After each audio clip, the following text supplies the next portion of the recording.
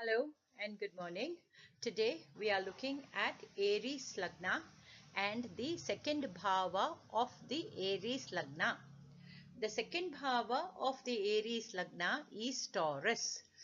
Let us look at the qualities of Taurus.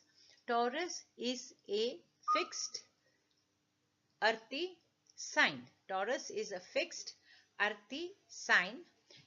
The symbol is that of a bull and the lord of Taurus is Venus. The qualities of Taurus being the second house from the Kala Purusha will give us the positive results of the second bhava. The native will always have enough wealth with them to spend on their children. Now, let us look at the position of the second lord in the chart. The second lord in the chart is in the ninth bhava. The second lord in the chart is in the ninth bhava. The financial situations of this lady, of this native, is strong. Ninth bhava represents father. Ninth lord is aspecting the second house. The ninth lord is aspecting the second house.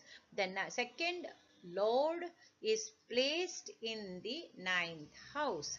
Therefore, the ninth house father and bhagya is a given promise to the second bhava.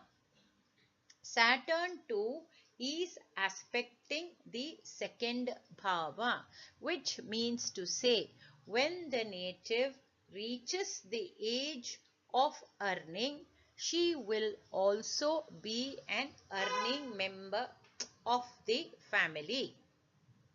Now, let us look at the Navamsha chart. Lagna is placed in the 7th Amsha from the Rashi Lagna. That means to say the native will be obedient to her partner, or her partner will be obedient, or her partner will care for her, or she will care for her partner. The Venus is in the Lagna Amsha. The Venus is in the Lagna Amsha. That means to say my second lord is in the Lagna Amsha. So I shall make money when my time to earn money is come.